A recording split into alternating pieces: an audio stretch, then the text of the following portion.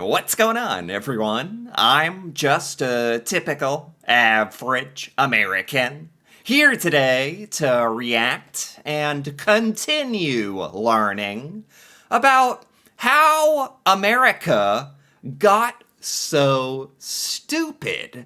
Part 2. If you haven't seen Part 1, feel free to go check that out first, or stay here in Part 2. That's perfectly fine. But in Part 1, I started learning about some of the reasons that us Americans might be a little ignorant, you could say. And we learned that part of it was caused because of America's history of really controlling what kind of foreign media and content was allowed into our country here in America, which I never even knew about, honestly. So today I'm very interested in learning more about why Americans in particular are so stupid, as this video so eloquently puts it. So let's take a look. This was further stifled by the Hays Code, a set of extremely strict regulations that were in place from 1934 to 1968. If you've ever Really? wondered why old black and white films seem so dry, it's because of these rules. Some things that were completely banned from ever being shown in any film included. What?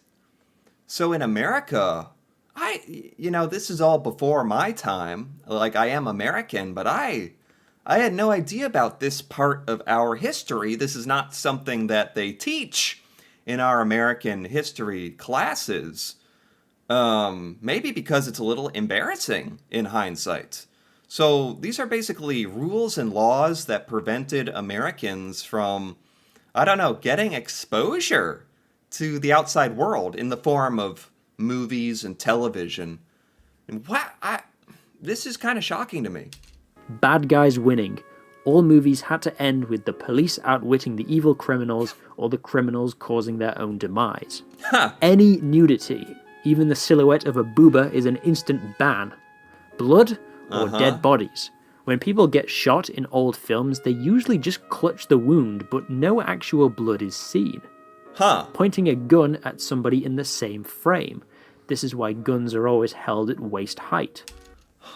Interesting. This is really just a bunch of movie regulations that, kept Americans really sheltered. Like, it sounds like the rest of the world was kind of a little more open-minded, a little more progressive. And then America had all these stifling rules and laws about what could be shown to us. Kissing for longer than 3 seconds. Oh my. Interracial couples. White people as slaves. Wow. Criticism of religion or of any other country. Wow. Naturally, this prevented the more artistically liberal European films from being shown in American cinemas. Right, so because of all these strict regulations over what can be shown in America, Americans haven't been exposed to European culture, really lots of cultures around the world, including Europe.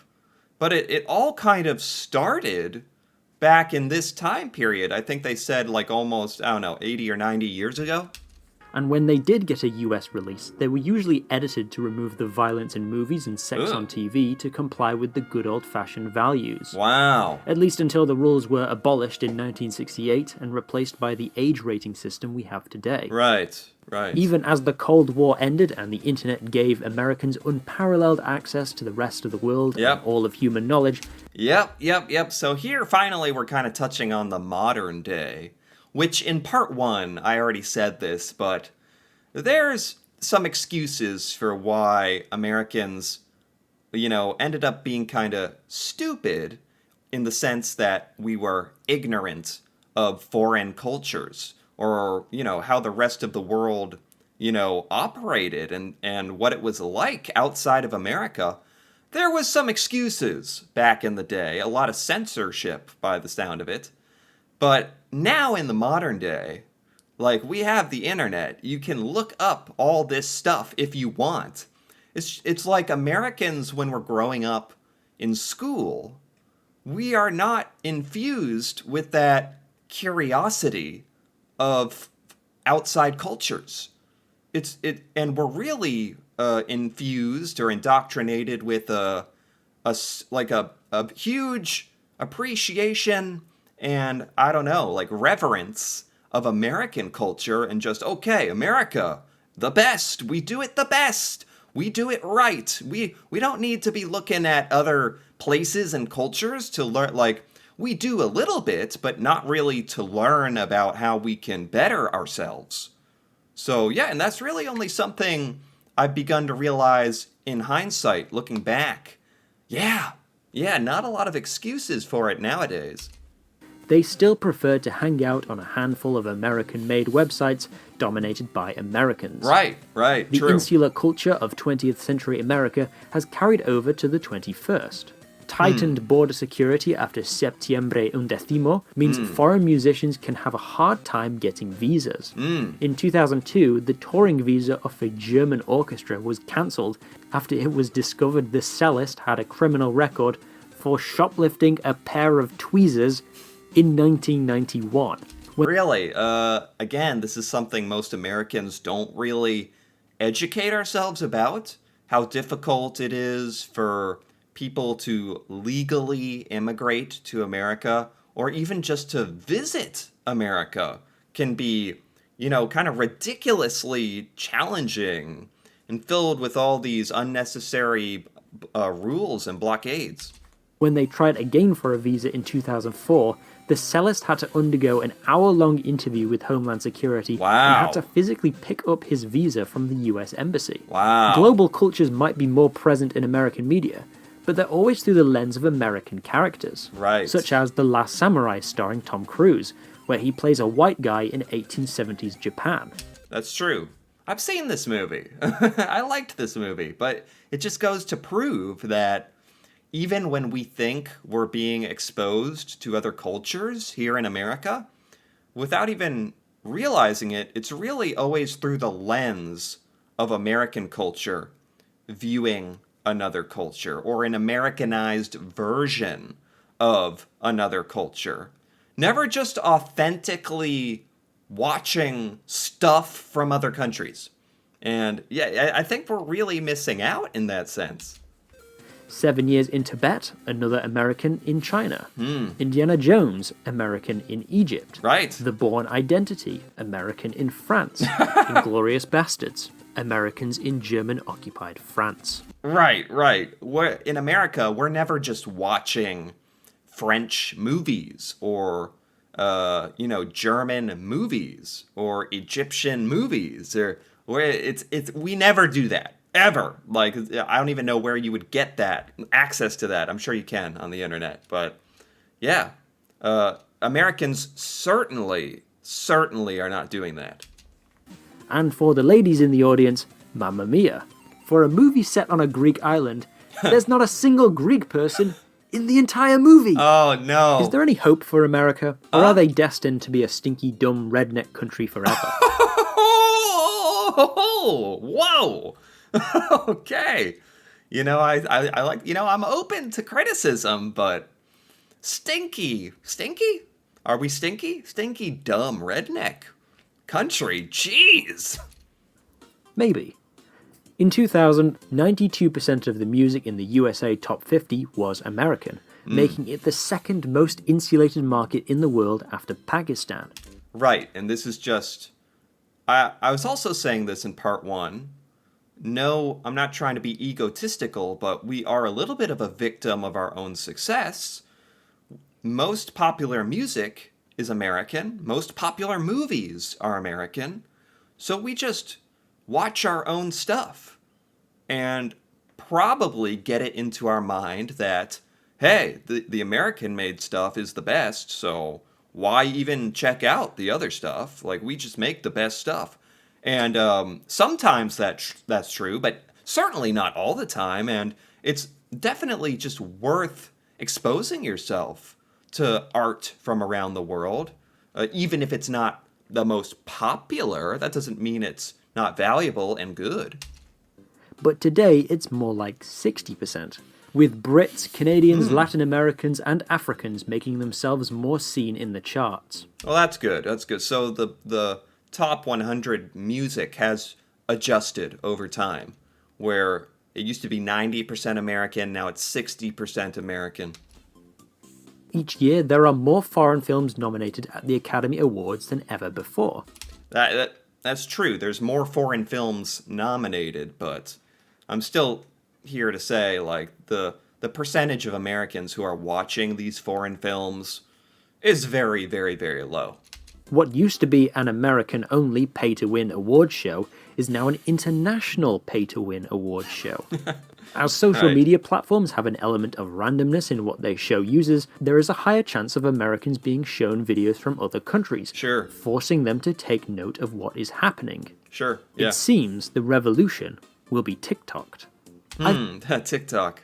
Yeah, I mean, slowly but surely, at least compared to the past, it's good to kind of acknowledge that America's exposure to the outside world and other countries and news in the rest of the out in the rest of the world is becoming more prevalent in America. We're getting a little more exposure. I still don't think it's an incredible amount, or most Americans still don't know anything about other countries. I've been giving the impression throughout this video that it's all or most Americans who are terminally uneducated. But American ignorance isn't as evenly distributed as you'd think. Oh. That study I mentioned earlier, when adjusting for English proficiency, income, and education levels, Americans are really no different from their European counterparts, and in some cases, marginally smarter. Knowledge about the wider world even correlates to political views, and not in the way that you'd think. A 2022 survey asked Americans 12 questions about the world, such as, who is the British Prime Minister? Okay. What does the Indian flag look like? And what boy. this symbol represents? Oh my goodness, I would do terrible. Terrible at this! What is that? Could that be the Euro symbol? Oh god. That's the Pakistani flag? Or Indian flag? Oh no. British Prime Minister. What does the Indian flag look like? And Indian flag. Prime Minister is Keir Starmer, right? At least I know one of these. what this symbol represents? The people who answered the most questions correctly were committed Democrats and committed Republicans. Okay. Swing voters, those enlightened centrist chads, were the stupidest. That makes sense to me in a way. I'm not trying to say anybody is stupid, but if you're a hardcore anything, you're probably going to be more interested in it, in politics, learn more about politics, and therefore maybe the world. Just in general, I see how that makes sense. Only 40% of moderate Republicans could name the US Secretary of State, compared to 60% of convicted Republicans. Only half of moderate Democrats knew that the USMCA trade agreement replaced NAFTA, compared to 66% of convicted Democrats. Oh my god, yeah, I'll be totally transparent. I don't know any of this stuff. Also, I just thought it was funny that the more Americans know about the European Union, the more favourable view they have of it. So are Americans ignorant? Many of them are. But it isn't their fault. It's a mix of geography, American imperialism, Cold War paranoia, moral puritanism, and economic factors that create a paradoxical nation that is both the most expansive empire, but also an informational prison of their own making. It's not our fault. It's not my fault. It's not my fault that I'm dumb and ignorant and American. I understand. That's definitely an argument. And there's definitely some truth to that. But I still am going to take some personal responsibility here and say that was true in the past, for sure. For sure.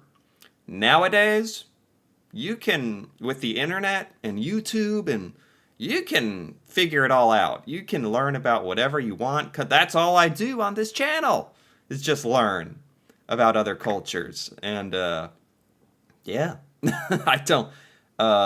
I think we have to take a little responsibility for it now, as Americans. King. God bless you, stupid bastard. Oh, boy. Well, that was interesting. That was eye-opening. And again, I think healthy and productive to take a good introspective look at yourself and your own culture. So, yeah, honestly, I learned a lot of valuable stuff from this little series. Um, I really didn't know quite a bit about the part of American history where the American government has really gone out of its way to stifle other cultures from impacting American culture. And I don't think that's a good thing. Like, our exposure to other countries has been so low. And just now, in the past, the past few decades with the internet, have we been allowed to, you can just go off on your own and learn, which I think a lot of Americans need to do, but a lot of Americans lack the motivation to learn about other cultures in other countries. That's what it kind of boils down to. We need to, we have the resources to learn, but we need to somehow kind of, I don't know, get Americans excited and interested and motivated to learn about other countries and the rest of the world and what's going on outside of America. That's what really needs to change for America not to be so stupid. I'm not exactly sure how you do that, but yeah. Anyway, this was quite enjoyable for me. I got a lot out of this. Anyway, if you enjoyed this as well, feel free to give this video a like or leave a comment with your thoughts on how America got so stupid, if there's any excuse for it, what we can do to change that, or your thoughts on this. That'd be very fun to hear about. And if you're interested in more videos like this, feel free to subscribe for more. And until then, thanks for watching, and see you next time.